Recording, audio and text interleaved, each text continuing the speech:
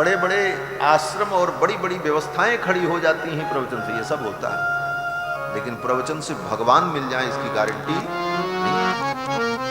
तब आप कहोगे कि फिर ये सब क्यों तमाशा हो रहा है, क्या जरूरत है? हाँ, बात इसका भी उत्तर है। इसका उत्तर ये है कि जब तक इन विषयों पर चर्चा नहीं करेंगे तो सही दिशा हमें मिलेगी कैसे?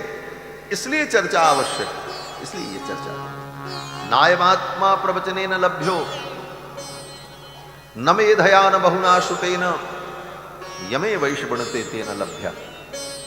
कठोपनिषद की ये पंक्ति कहती है कि नायमात्मा प्रवचने न लभ्यो, वो परमात्मा प्रवचन से नहीं मिलता, न मेधया बुद्धि से नहीं मिलता। बहुत बड़े बुद्धिमान हो जाओ, एक एक पंक्तियों की व्याख्या करने का सामर्थ्य हो जाए, हर चीज बुद्धि में उपस्थित रहे, लेकिन तुम्हारी उस बुद्धि से वो भगवान मिलने वाले न मेधया न बहुना श्रुतेन, बहुत सुन लो। हमने बहुत सुना है, हम रात दिन सुनते रहते हैं। बोले सुनते रहो, अच्छी बात है, सुनने से आपको बात समझ में आएगी, लेकिन सुनने मात्र से भगवान मिल जाएंगे ये जरूरी। नायमात्मा प्रवचनेन लभ्यो न मेधया न बहुना श्रुतेन। तब प्रश्न हुआ फिर कैसे मिलेंगे? तो वेदों ने कहा यमे वैश वृणुते तेन लभ्या। वो परमात्मा स्वयं जब तुम्हारा वर्ण करेगा तब तुम उसको प्राप्त कर पाओ। वो स्वयं उपाय है, उसके लिए दूसरा कोई उपाय नहीं। यमे वैश वृणुते, वो स्वयं तुम्हारा वर्ण करे। अब समस्या ये है कि वो वर्ण हमारा कब करेगा, क्यों करेगा, क्या विशेषता हमारे अंदर है कि वो हमारा वर्ण करे? क्यों? बोले भगवत पाद श्री रामानुजाचार्य श्री भाष्य में कहते हैं प्रियतम ही वर्णीयो भवति। वर्ण तो प्रियतम का होता है, जो प्रियतम होता है उसका वर्ण व्यक्ति करता है। तो भगवान के हम प्रियतम बने और भगवान हमारा वर्ण करें, ये तो बड़ी लंबी खीर है महाराज, कैसे पूरी हो? तो कहते हैं भगवान हमारा वर्ण करें, प्रियतम ही वर्णीयो भवति। इसके लिए शुरुआत हमको करनी पड़ेगी। हम सबसे पहले भगवान को अपना प्रियतम माने। भगवान केवल प्रिय न हो, प्रियतर न हो, प्रियतम। हमारे भगवान प्रियतम हो। प्रियतम का मतलब जिससे ज्यादा कुछ प्रिय न हो, प्रियतम। विचार करो, आज तक हम भगवान को अपना प्रियतम बना पाए? नहीं बना पाए। प्रिय लगते हैं भगवान, लेकिन भगवान से ज्यादा नोट प्रिय लगती है, सम्मान प्रिय लगता है। भगवान से ज्यादा दुनिया की अच्छी अच्छी वस्तुएं प्रिय लग रही हैं महाराज। भगवान प्रियतम हो जाए, उनसे ज्यादा प्रिय कुछ न हो, उनके लिए सब न्यौछावर हो जाए, ऐसी दशा आ जाए। प्रियतम ही वर्णीयो भवति। और इस तरह से अगर आपने भगवान को अपना प्रियतम माना, अनुभव किया, और इस तरह आप प्रियतम मान करके विचार करने लगे, तब भगवान के भी मन में ये भाव आएगा कि भाई गीता में हमने प्रतिज्ञा की थी, अर्जुन के सामने प्रतिज्ञा की थी, अर्जुन तुम प्रतिज्ञा करो, कौन्तेय प्रतिजानीहि न मे भक्त प्रणश्यति। भगवान ने कहा अर्जुन तुम प्रतिज्ञा करो, मेरे भक्त का कभी विनाश नहीं होता। अर्जुन ने कहा महाराज हमारे प्रतिज्ञा करने से क्या होगा, आप प्रतिज्ञा करो। भगवान ने कहा नहीं नहीं तुम प्रतिज्ञा करो, मेरे भक्त का कभी विनाश नहीं होता। कौन्तेय प्रतिजानीहि न मे भक्त प्रणश्यति। अर्जुन ने कहा महाराज हमने तो प्रतिज्ञा कर ली। भगवान ने कहा हमारी भी एक प्रतिज्ञा है। बोले क्या प्रतिज्ञा है? भगवान कहते हैं जे जथा माम प्रपद्यन्ते तांस तथैव भजाम्यहम्। जो मुझको जैसे भजता है मैं उसको वैसे भजता हूं।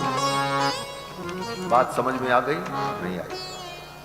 भगवान कहते हैं तुम जैसे मुझको भजोगे मैं वैसे तुमको भजूंगा। अगर तुमने हमको अपना प्रियतम माना है तो फिर मैं भी तुमको अपना प्रियतम।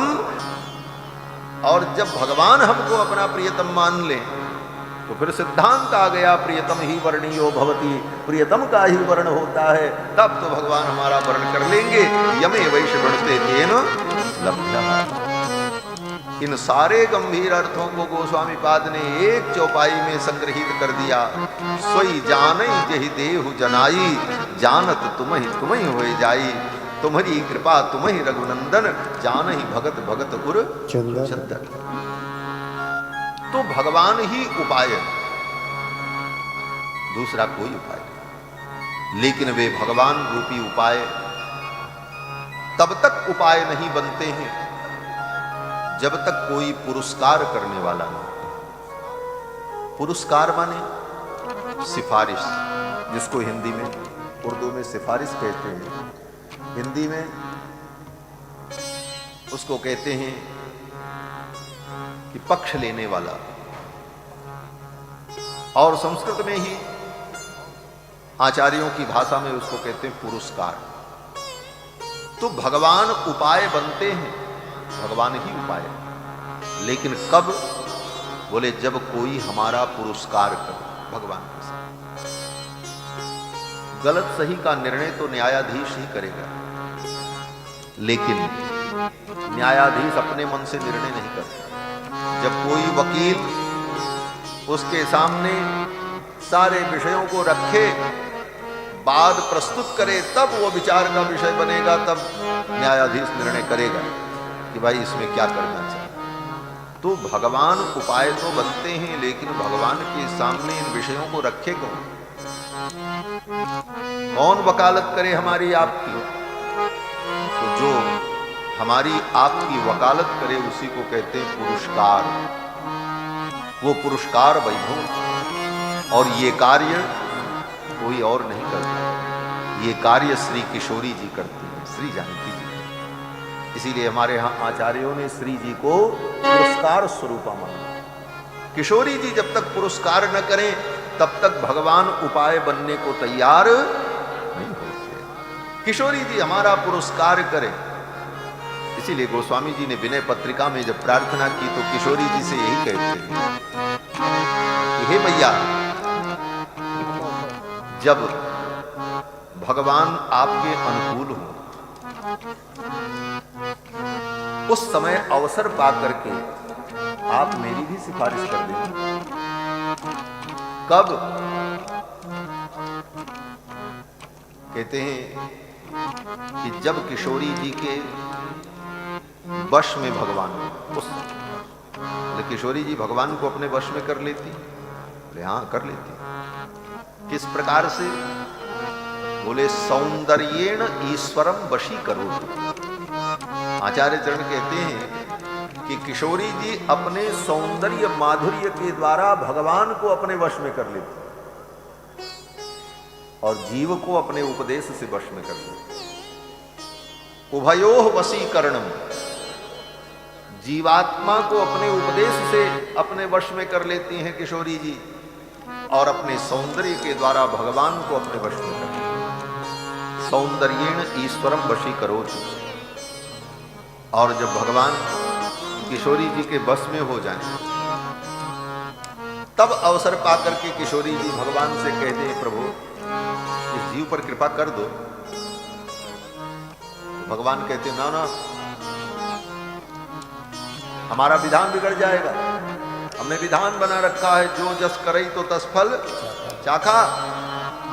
ये हमारा विधान है, इस विधान को हम कैसे तोड़ दें? तो भगवती भगवान से कहती हैं ये विधान आप रखो, लेकिन एक नियम बनाओ। अगर यही विधान आप रखे रहोगे कि जो जस करे तो तस फल चाखा, तो फिर आपकी भक्ति का परिणाम क्या होगा? आपके जो दिव्य गुण हैं, दया, करुणा, क्षमा, कृपा, वात्सल्य, ये सारे गुण क्या है? किस दिन काम आएंगे? ये किस पे कृपा आप करोगे? क्षमा गुण आपका है। किशोरी जी भगवान से कहती हैं क्षमा गुण आपका गुण है, तो ये क्षमा का उपयोग आप कब करोगे? किसी को क्षमा तब किया जाता है जब वो अपराध करे। और अपराध करने के बाद आप कहो कि कर्म का हिसाब है, जो जस करे तो तस फल जाका, जिसने कर्म किया है तो इसको दंड मिलेगा, क्षमा नहीं मिलेगी। तो फिर इस क्षमा का उपयोग कब होगा? ये क्षमा नाम का गुण, कृपा नाम का गुण, करुणा नाम का जो गुण आपका है, ये किस दिन उपयोग आए? इसका आचार बनाना है, इसको लाकर में बंद करके रखना। ये जो गुण आपके हैं ये व्यर्थ हो जाएंगे। क्षमा, कृपा, करुणा,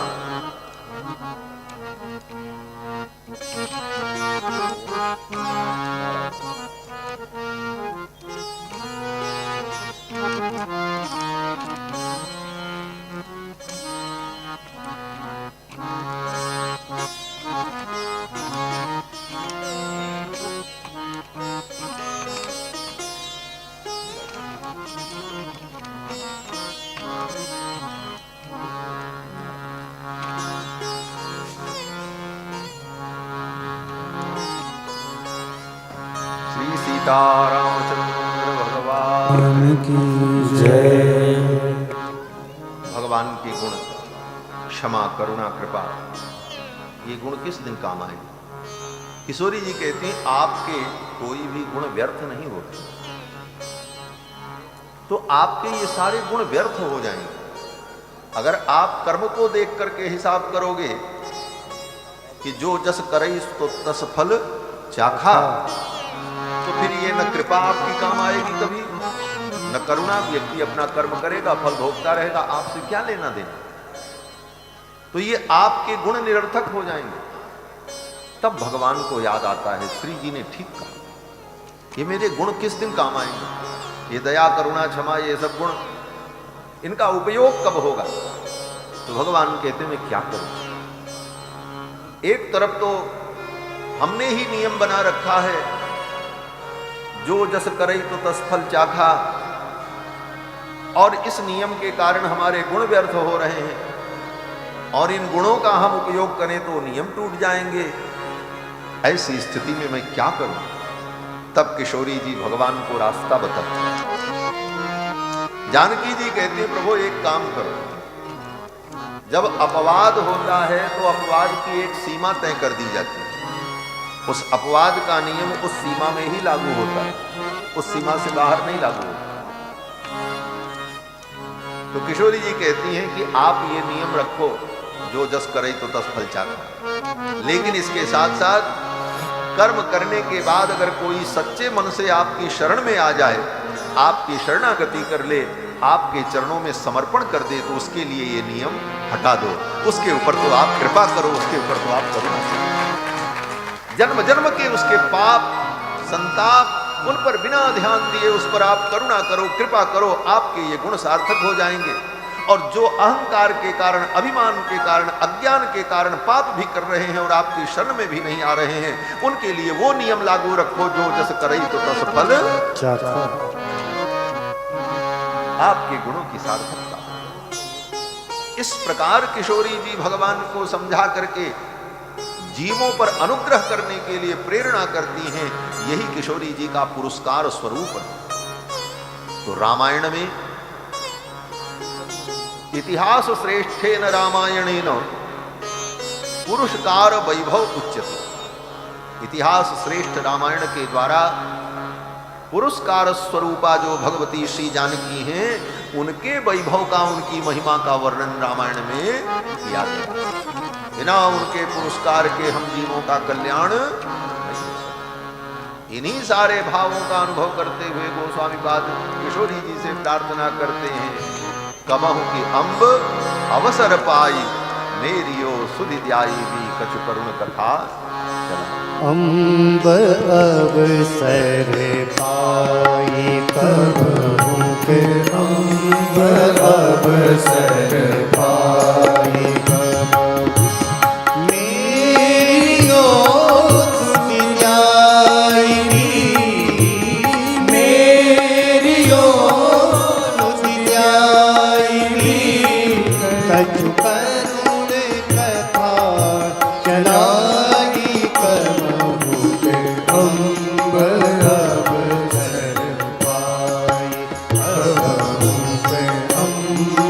अवसर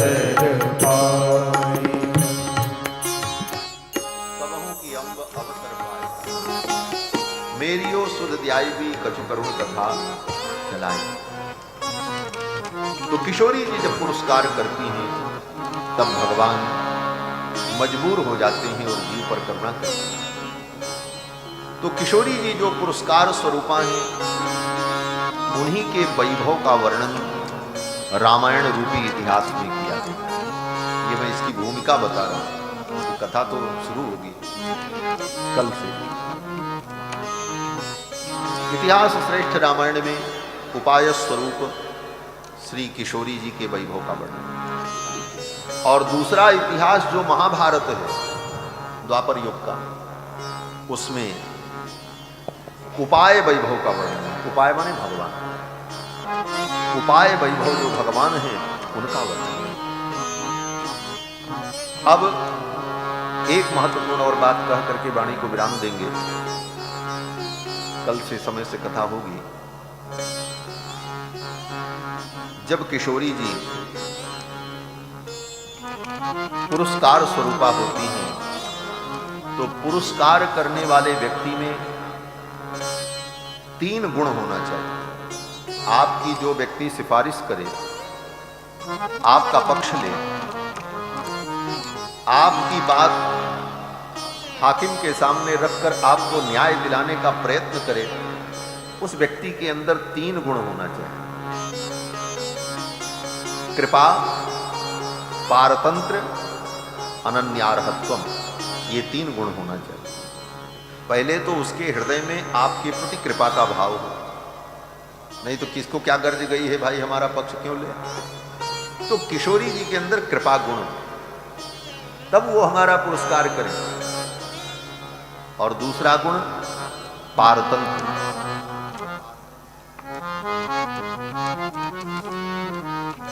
जिससे क्षमा दिलानी है और जिससे कृपा करानी है, उसके वो परतंत्र। तो किशोरी जी तो भगवान के परतंत्र हैं, सदा भगवान के परतंत्र रहते। तो कृपा, पारतंत्र, और तीसरा गुण है अनन्यार्हत्व। अनन्यार्हत्व माने भगवान को छोड़कर कभी किसी के आश्रित जो न रहे, जो केवल भगवान के लिए हो।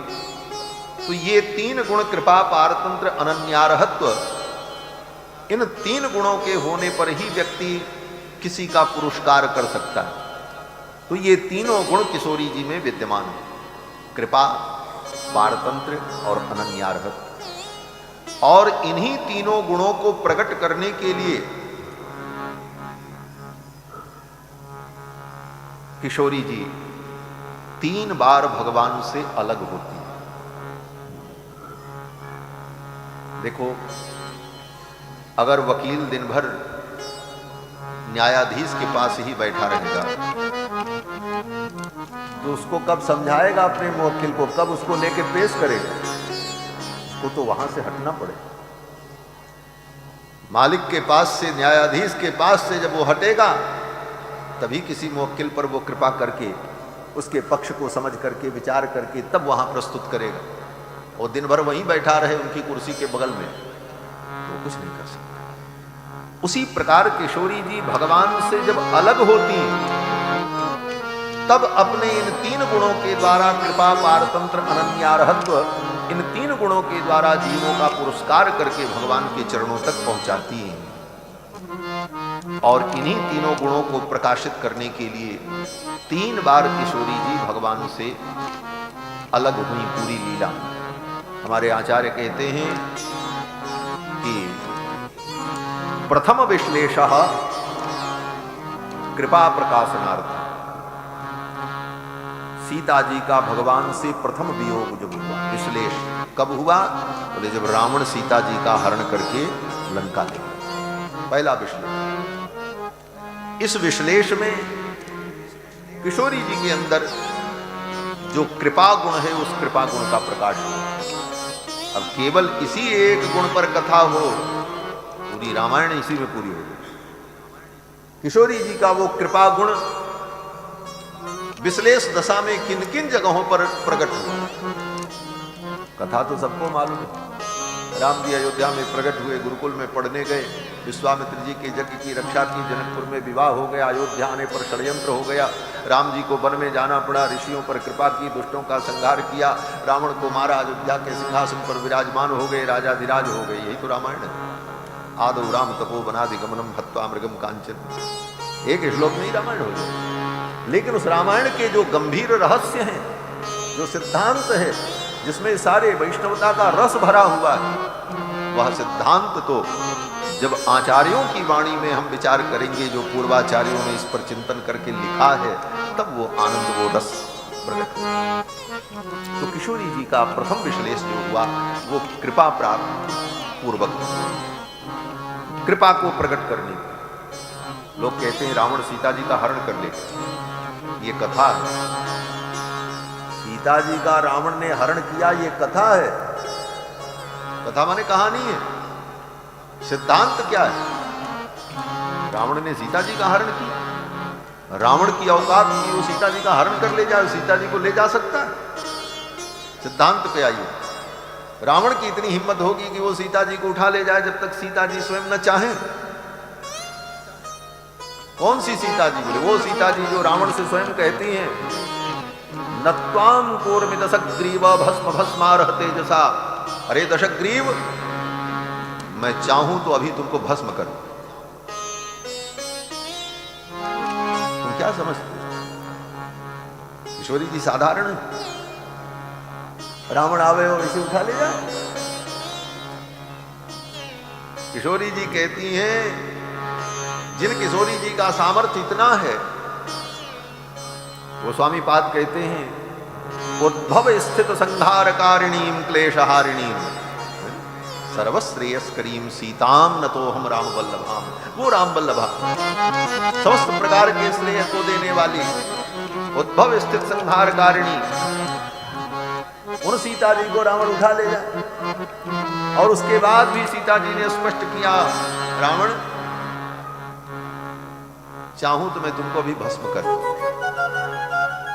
और तुम मुझे यहां लेकर के आए। मैं चाहूं तो अपने तेज से रघुनंदन के चरणों में पहुंच भी जाऊं, कोई रोक नहीं सकता। लेकिन रावण, लंकेश, अगर मैं ऐसा करूंगी तो मेरे प्रभु के अनुरूप नहीं,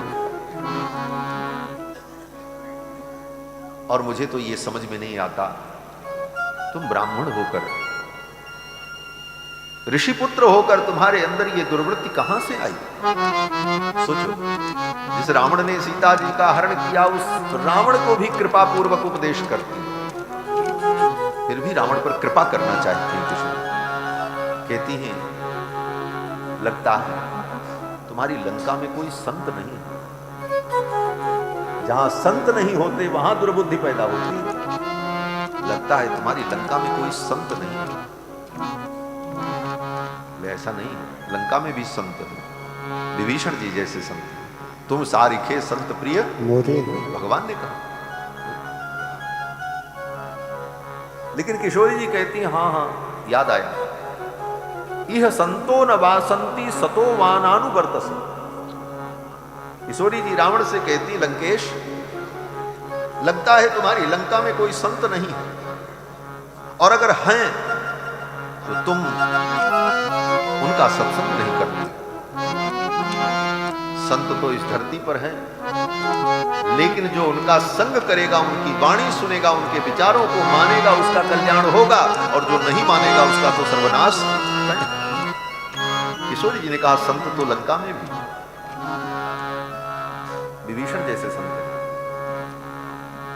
त्रिजटा जैसी भक्तिमती है।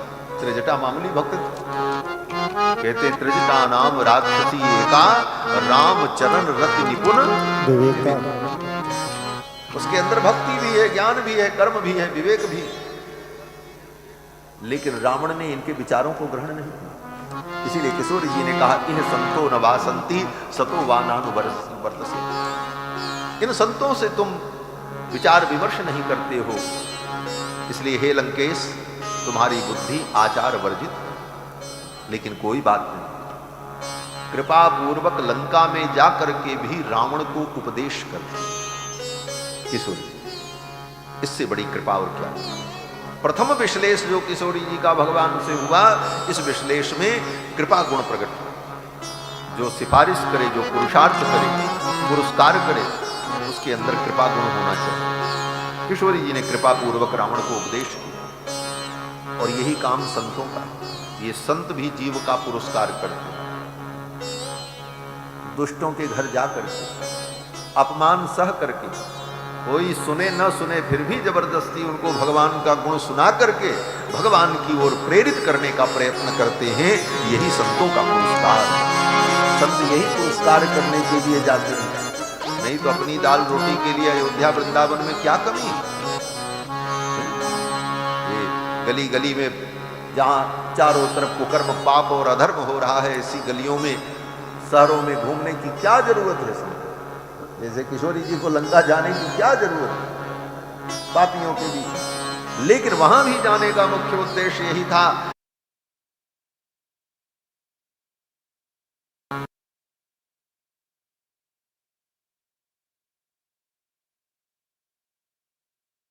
आज भी लंका में जाकर के जिस रावण ने इतना दुख दिया किशोरी जी को, उसको भी किशोरी जी प्रवचन सुनाती। यही आचार्य का स्वरूप है। किशोरी जी आचार्य हैं हमारे संप्रदाय की। इसीलिए कहते हैं लक्ष्मीनाथ समारंभाम सीतानाथ समारंभाम। आचार्य परंपरा वहीं से शुरू होती।